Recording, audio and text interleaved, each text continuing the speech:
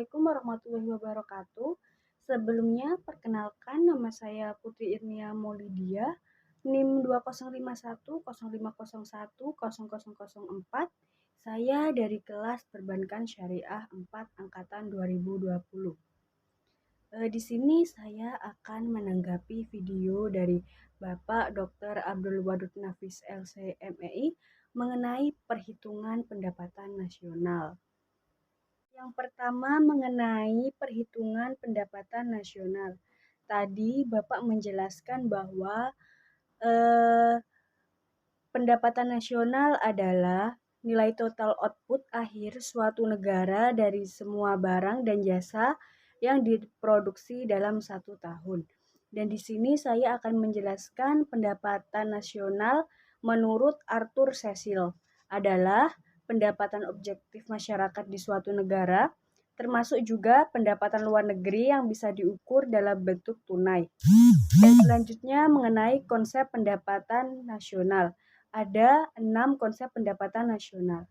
Yang pertama, produk domestik bruto atau GDP, yang merupakan jumlah produk baik barang maupun jasa yang dihasilkan oleh unit-unit produksi di dalam batas wilayah suatu negara atau domestik selama 1 tahun. Berikut adalah rumus dari GDP, yaitu pendapatan masyarakat dalam negeri atau DN ditambah pendapatan asing luar negeri atau LN. Dan yang kedua adalah produk nasional bruto atau GNP, yang merupakan nilai produk baik barang maupun jasa yang dihasilkan oleh penduduk suatu negara atau nasional selama 1 tahun, termasuk yang dihasilkan oleh warga negara tersebut di luar negeri. Berikut cara menghitung GNP adalah pendapatan WNI dalam negeri ditambah pendapatan WNI luar negeri dikurangi pendapatan asing dalam negeri. Untuk yang selanjutnya, yang ketiga adalah produk nasional neto atau NNP, yang merupakan produk nasional kotor GNP dikurangi penyusutan barang modal. Rumusnya adalah NNP sama dengan GNP dikurangi D depresiasi. Untuk yang keempat, pendapatan nasional neto atau NNI, yang merupakan pendapatan yang dihitung menurut jumlah batas jasa yang diterima oleh masyarakat sebagai pemilik faktor produksi. Berikut rumus dari NNI adalah NNI sama dengan NNP dikurangi pajak tidak langsung. Untuk yang kelima, pendapatan perseorangan atau PI adalah jumlah pendapatan yang diterima oleh setiap orang dalam masyarakat. Berikut rumus dari PI adalah NNI dikurangi pajak perusahaan, dikurangi iuran, dikurangi laba ditahan, ditambah transfer payment.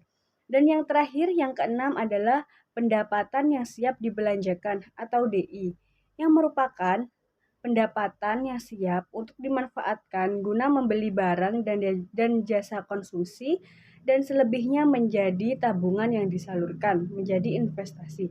Berikut rumusnya adalah DI sama dengan PI dikurangi pajak tidak langsung. Untuk yang selanjutnya tadi Bapak juga menjelaskan mengenai manfaat perhitungan pendapatan nasional.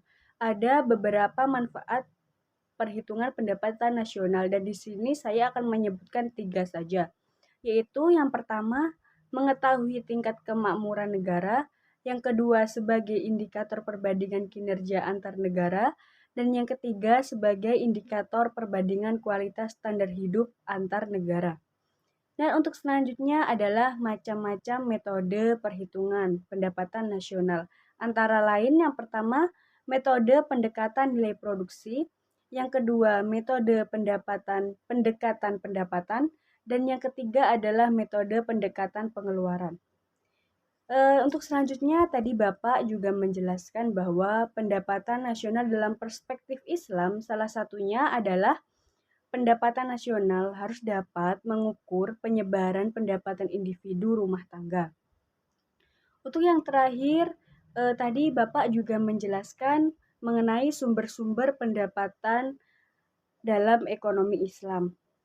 Antara lain, ghanimah, sedekah, infak, zakat, usur, jizyah, kharaj, pajak tambang dan harta karun, dan juga wakaf.